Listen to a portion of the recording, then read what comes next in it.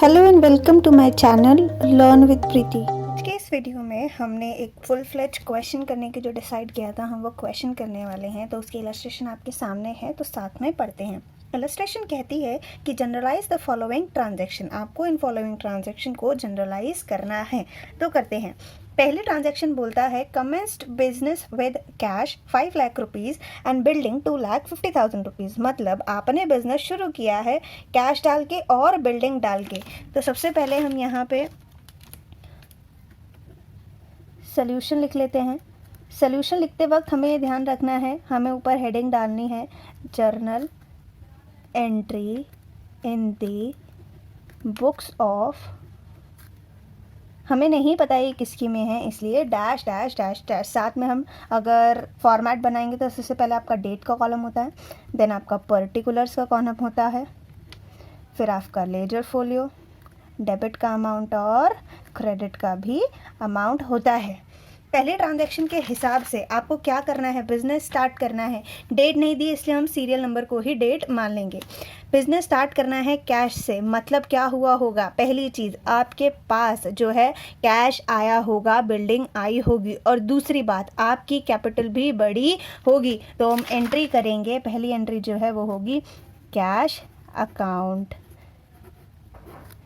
Debit building account debit to capital account. क्या आप मुझे बता सकते हो कि कैश कितने का था?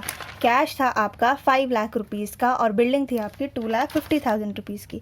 तो 5 लाख रुपीज़ का आपका कैश हो गया, 2,50,000 रुपीज़ का आपका बिल्डिंग हो गई। तो टोटल कैपिटल आपने कितने की दी थी? 7,50,000 रुपीज़ की। और नरेशन आप कभी नहीं छोड़ेंगे, तो आप नरेशन में क्या लिखेंगे? Being business started. हो गया। अब नेक्स्ट जो है हम उस पर चलते हैं।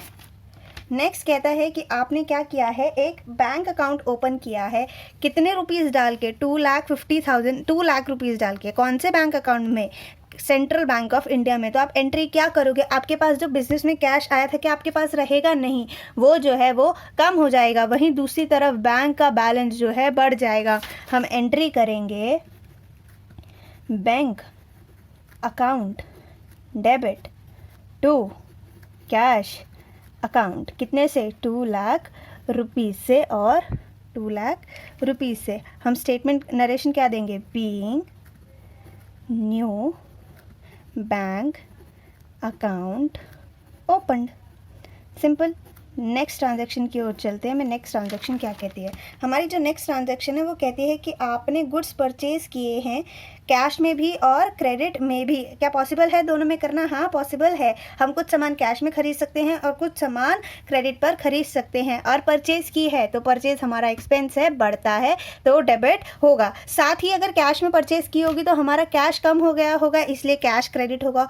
और ये जो क्रेडिट परचेज़ किया है विनय से, इसकी वजह से जो विनय है वो हमारे क्या बन गए होंगे? विनय हमारे जो है क्रेडिटर बन गए होंगे। क्रेडिटर क्या होते हैं? आपके लाइबिलिटी होती है, इसलिए इन्हें क्रेडिट किया जाएगा। तो थर्ड की मैं एंट्री कर सकती हूँ क्या? Purchase account debit to whom? To cash. आपने कैश में कितनी परचेज की है मुझे बता दो ज़रा। इट्स 1,75,000। और इसके बाद आप अगर मुझे बताओगे, सॉरी 1,75,000, आप क्या मुझे बता सकते हो कि आपने विनय जो हमारे क्रेडिटर है उनसे कितना परचेज किया है? आपने किया है 65,000। तो क्या आप मुझे टोटल बता सकते हो? इट्स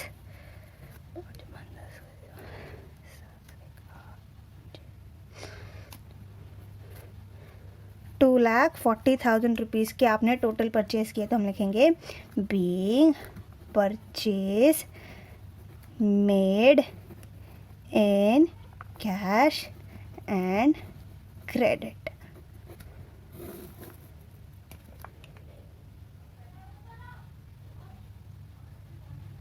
अब चलते हैं हमारी नेक्स्ट उस पर। नेक्स्ट जो हमारी ट्रांजैक्शन है वो कहते हैं कि आपने गुड्स सेल किए हैं। कैश में भी किए हैं और क्रेडिट में भी किए हैं। तो आप मुझे ये बताओ कि जो कैश में गुड सेल किए होंगे तो आपका क्या हो गया होगा, कैश बढ़ गया होगा। दूसरी तरफ आपने क्रेडिट में सेल किया है तो राजेश जी जो हैं वो आपके क्या बन जाएंगे, डेटर बन जाएंगे। और आपकी सेल हुई है, सेल एक इनकम होती है और इनकम होती है तो क्रेडिट होती है।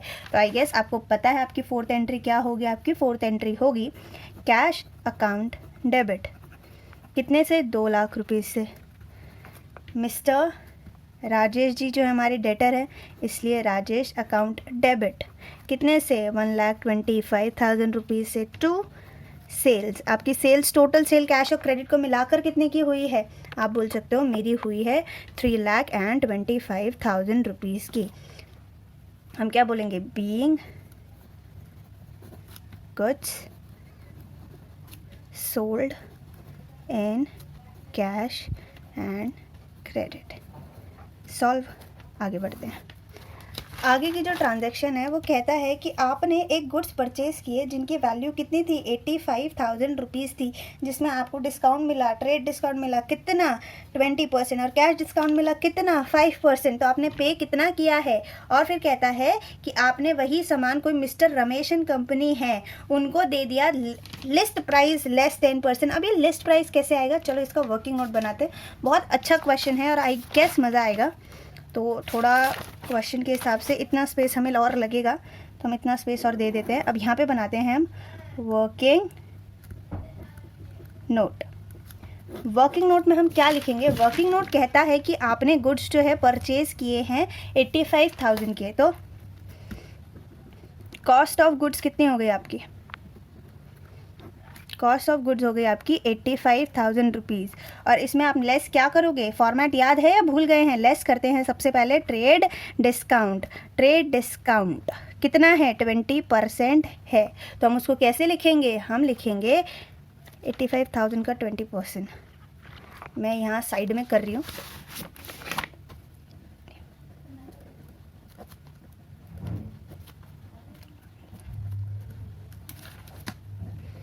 ₹17,000।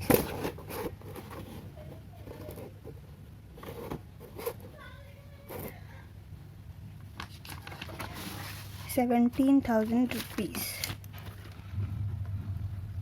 लेस कर देंगे तो आपके पास कितना बचेगा, 3, 5, 7, 8, 9, 10, 11, 12, 13, 7 में से 68,000 रुपीज़ की आपको जो है कॉस्ट पड़ी थी। उसमें भी आपने लेस क्या कर दिया, आपने लेस कर दिया है क्या, आपने लेस कर दिया है कैश डिस्काउंट। अब मुझे याद नहीं है परसेंटेज कितनी है तो कैश डिस्काउंट की परसेंटेज देख लेते हैं, दैट इज़ 5%। तो लेस कितना करेंगे, 5%, जो किसके बराबर आएगा, फिर चेक कर लेते हैं इधर। 68,000 रुपीज़ का 5% होता है 3,400 रुपीज़। तो हम लिखेंगे यहाँ पे लेस कर देंगे तो 64,600 रुपीज़, यानी जिसकी वैल्यू 85,000 रुपीज़ थी वो हमें कितने में पड़ा, 64 और 600। तो आप मुझे बताओ क्या एंट्री हम ऐसे करते थे कि हम इस अमाउंट से एंट्री करते थे, नहीं, हम जो अमाउंट लेते थे वो होता था ट्रेड डिस्काउंट लेस करके। तो हम एंट्री पास करें, पहले हमने क्या किया है, परचेज़ किया है। परचेज़ कहीं लिखा है, ऑब्वियसली बात है कैश की बात करिए तो हम परचेज़ किस में कर रहे होंगे, कैश में कर रहे होंगे। तो एंट्री करेंगे 5th की,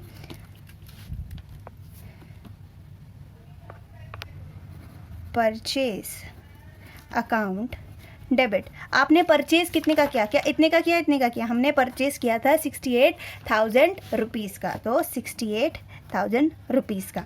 अब आप मुझे ये बताओ आपने जो पेमेंट की है, आपने पेमेंट क्या 68,000 की है, नहीं, मैंने पेमेंट की है 64,600 की। तो मैं यहाँ पे लिखूँगी टू कैश 64,600 रुपीज़। तो क्या डेबिट क्रेडिट सेम है, नहीं है। क्यों नहीं है, क्योंकि हमने डिस्काउंट, जो कैश डिस्काउंट था जिसको हम डिस्काउंट क्या बोलते हैं, रिसीव्ड बोलते हैं। रिसीव्ड क्यों बोलते हैं कि अरे यार हमने पैसा कम दिया, मतलब सामने वाली पार्टी ने हमें डिस्काउंट दिया है। तो डिस्काउंट रिसीव कितना था हमारा, 3,400 रुपीज़। द टोटल है 68,000। तो हम बोलेंगे being goods purchased on discount अब आप मुझे ये बताओ, आधी ट्रांजैक्शन के हिसाब से तो हमने एंट्री कर दी है, बाकी आधी ट्रांजैक्शन क्या बोलती है? बाकी आधी ट्रांजैक्शन बोलती है कि जो भी आपने सामान परचेज़ किया था उसको आपने किसको बेच दिया? कोई मिस्टर रमेशन कंपनी को बेच दिया।